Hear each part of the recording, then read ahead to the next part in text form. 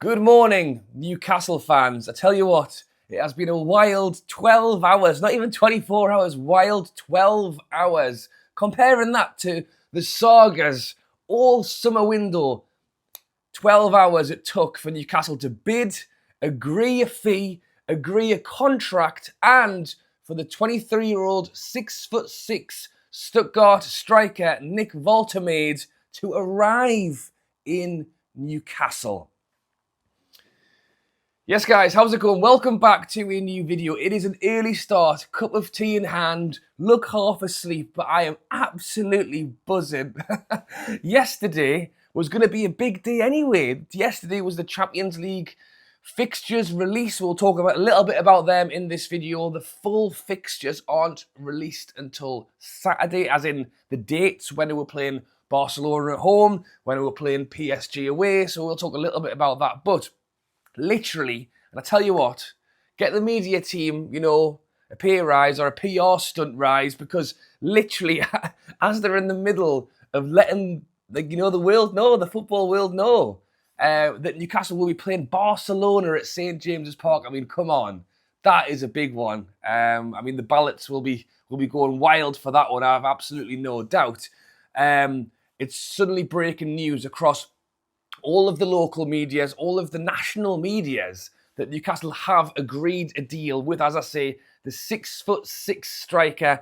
And yeah, I tell you what, it ain't bad. Stuttgart fans coming out saying that they don't want him to leave. He's got such a great prospect for them. But ultimately, when you're coming in at £65 million club record fee, they can't say no. And by the way, this is the player that Bayern Munich have been chasing all summer window. They've had their own saga with him. For a change, it's Newcastle who come in and pip somebody else to the post for a striker. Bayern Munich, obviously the biggest team in Germany, who quite often go around picking up some of the best German talents in the league, had placed, I think, was it 35, 45, 55 million for the player. Stuttgart repeatedly declined those offers, saying that it wasn't enough. We're fairly chill about the whole situation. Yeah, if you don't want to pay the money for him, we're not bothered. We've got him on a 4-year deal here. There was talks of him actually getting a new contract, and then Newcastle were the team to stump up the money. And as I say, reports are, videos coming out, that he arrived in the Dakota Hotel last night. It's becoming a popular one. It used to be the Hilton, or was it, a lot of them were stopping at like Gino's down on the quayside. Well, it's just along the quayside at the new Dakota Hotel, just over from the Millennium Bridge. I think all of the new transfers are already in there. Ramsdale and I'm half asleep, can you tell? Ramsey's in there as well. Well, as I say, Nick Woltemade spotted going in there last night. Reports are he will be at the training ground this morning. I imagine there will probably be a lot of Newcastle fans at the training ground this morning looking to spot the new man walking through the door. I will say as well, actually, if you haven't already, drop a subscribe on the channel. If you're watching right now, do me a favour, drop a subscribe. It has been a pretty wild transfer window. And I tell you what, we have had a good transfer window. I've just mentioned some of them there. Goalkeeper Ramsey, centre-back Chow, he's probably in there as well, probably up this morning having their the Wheatos and the cup of coffees this morning, getting ready to, maybe they'll carpool. Voltemade's already going to be in the car with, I've seen Ramsdale's car the other day, it was a very nice car. All of them will be in there, hopping over to the training ground together, going to meet Eddie Howe, because he'll be in there this morning doing his pre-match press conference as well. So yes, please drop a subscribe, help a man out. It's free to do so, and it just helps push the channel that little bit further. So if you have enjoyed the content all summer window, do us a favour and drop subscribe. But yes, Eddie Howe will be in the training ground himself this morning. Obviously, he works there, but it will be the pre-match press conference ahead of the Leeds game tomorrow. Will be very interesting to hear what Eddie Howe has to say. Obviously, we had the Barnes one where we were asking Eddie, tell us about the new player. He's gone, no, nothing's happening with that one. Meanwhile, good old Nicky is in the next room getting his medical done. But yes, as I mentioned, it was Bayern Munich who were pushing for him. They were the one who were placing the bids this summer window. They couldn't meet the fee. It was thought that Woltemade, was set. I need to make a decision and say one of them rather than both of them. He was not in a rush, was happy to sign a new deal, but boom, the price has been hit by Newcastle. And I tell you what, it's a big fee. I think it is a big fee, but I think football is a big fee. And as I mentioned this yesterday, if you're now talking, 60, 70 million for Strand Larsen, which I'd already said was a lot, I think really he's probably worth around 40. But because of our situation, because of the circumstance, we're looking to pay that a little bit more. I think Woltemade, you could argue Bayern Munich went in 3 times and we've gone in higher than them. So you can argue that we are really paying the premium for this guy. But the hope is that it will come to our advantage. I'll tell you what, Stuttgart have made a canny few quid off him because they got him for free. They got him for free last season. So so that's the thing. They've got a real talent on their hands. I've seen a few people saying, with a 10, 20% extra to his game, he could be a real world beater. And you can see why Eddie Howe has gone for him. Alexander Isak, obviously he was a man we brought in, heavily linked to Hugo Ekitike. It's clear that we want that focal point up front. Ekitike, 6'3", 6'4", Isak 6'4", Woltemade 6'6". But he isn't just a target man. He's not just. I tell you what, he scores a few headers with his, few goals with his head. But he's got some play about him as well.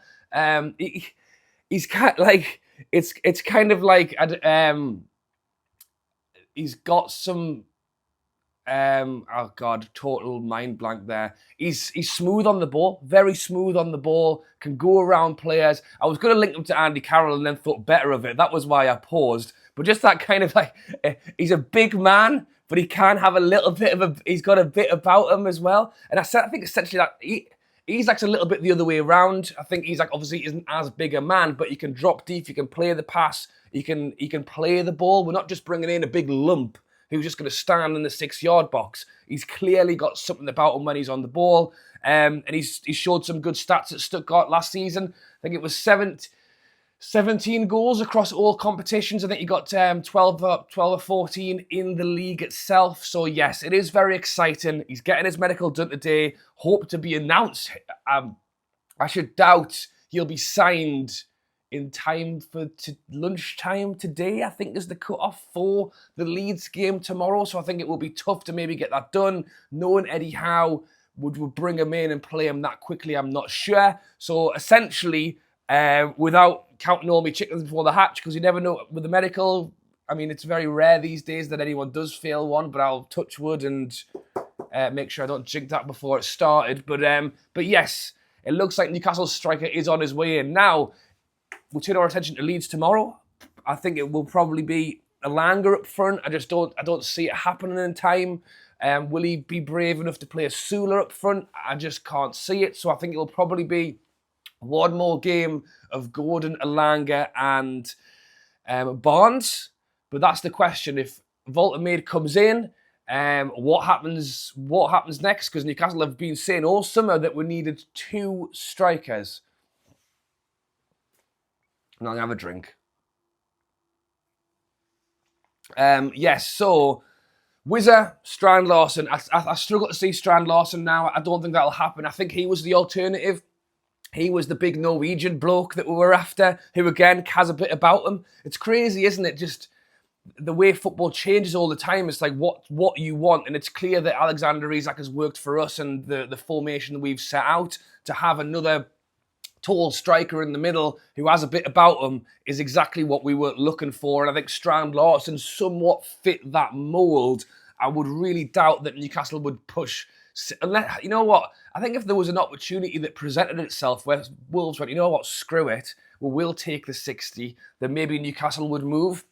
But I think it's far more likely now that if we do get a striker in the next 3 days, that it would be WISSA.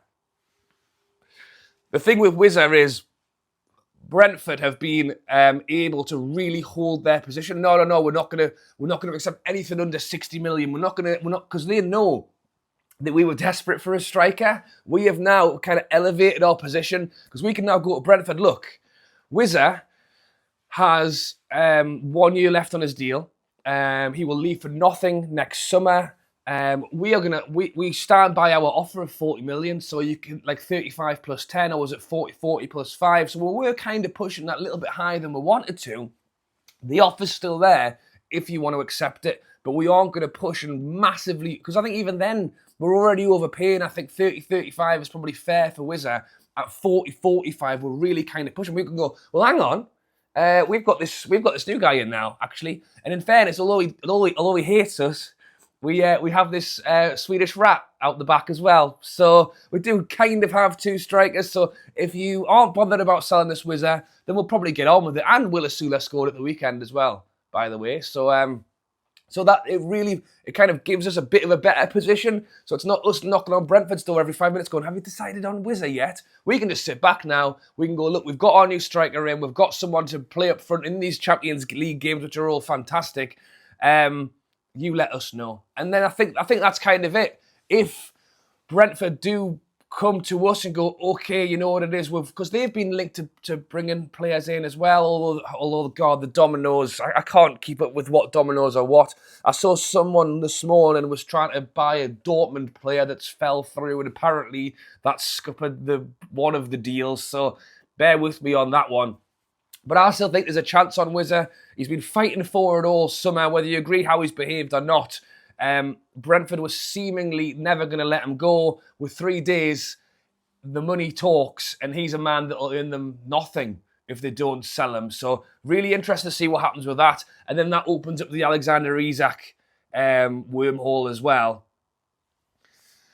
I think for me, I would still, I don't want to reward Isak with a move. I don't think he deserves it after the way he's behaved. But, and it's fair enough saying, oh, we'll get him to reintegrate. We'll get him back on side. We'll get him playing for us again. Is it worth, if Liverpool do make the bid, and that's the other thing, I'm up early this morning, 7:15. For a lot of you guys, that might not even be early. It's early for me. I'm up early this morning doing this video before I go to work. Liverpool, we're waiting on Liverpool. By this afternoon, lunchtime, if Newcastle have got this new player in, that should open the door for Liverpool to place a bid. And even with just one striker in, I think it makes a decision for Newcastle to make. I mean, things could move quickly over the next 3 days. Liverpool could bid 130 and we can say no. They might come 140 and we can say no. And we can really push them to that 150 mark. It just depends how much Newcastle want to hold their nerve, and how much, someone's dog is barking this morning, and how much we really want to push for that, and how much, it's all mind games. It's all games. It's all games. Part of it for me is I just don't want him anymore. I'm kind of fed up. Even if we don't bring WISSA in, even if we don't bring another Newcastle striker in, if Liverpool get close enough to the 150, and look, I like it. If Newcastle hold off and go, no, get to 150. Did I say 150? I meant 160. If Newcastle did that, I'll applaud them for it, and we'll boo him while he's cleaning the toilets out the back, because I'm happy at least we have a striker. We've kind of done the work, fingers crossed, we've done the work, but I just don't want it to be a shadow on us over the next 4 or 5 months, and then we'll get into January and we'll do it all again. So if there's an opportunity to bring WISSA in and sell Isak, I'm all for it. But maybe you guys would rather see him, as I say, cleaning the bathrooms. That's how he'll not get fined. Fair enough, you won't want to play football, but as long as you clean all the boots and clean all the shirts, then we'll give you your pay. I tell you what, I wouldn't mind getting paid 120 grand a week to clean a few football boots. Right, thank you for watching, guys. I'm going to end it there. I feel like I have jumped around a little bit. I didn't even talk about the Champions League fixtures. I'm too excited about the new strikers. Barcelona at home, my word, that is going to be sensational. I hope that is the first game. Or at least the first home game, because I think that's what made the PSG one so mad. I think having that first big, it was only a year ago, 2 years ago. It's not like it's been as long as last time, but I just feel like, fair enough, if we'll get a home game against Bilbao or something, then that's a game we'll be really focused on to try and win. Obviously, we're going to want to win all of them, but that's a really winnable game. Barcelona at home's going to be tough, but I see it like a PSG. It is the game where we're all back in under the lights. You know, I think that's probably the only game, or very few, where everyone stood. Obviously, a lot of people in St James's prefer to sit down, which is totally fine. It's a home game, not an away game. I think that PSG one stood for the whole game, and that was just like the essence of how much nervous energy was in the room. So yeah, Barcelona at home for me is the big one. Benfica at home as well. That would probably be a pretty big atmosphere as well at home. I think away, I'm undecided on what my favourite away one is. I quite like the idea of Marseille, but I just think Leverkusen would be a top away day. PSG, obviously we've done that recently, and I mean there was a lot of dodgy going-ons there with, you know, fans and stuff, so I'm not as hyped for that one, let's be honest. Marseille is still France, but yeah, it's a bit of something new. I mean, the Brussels one, the Belgian one, Union SG. I mean, that'll be cool. I think they've only got like 10,000 capacity. So if you get a ticket for that one, you've done yourself proud. I think that will probably be a really good away day, but obviously just the numbers would be quite reduced, so I'd probably say Leverkusen is the one. Right, I'm going to end it there. Thanks for watching. I would not be surprised if I'm back later on today. Medicals, signings, spotted at St James's. Alexander Isak bids. We will wait and see. Thanks for watching, and I'll catch you later.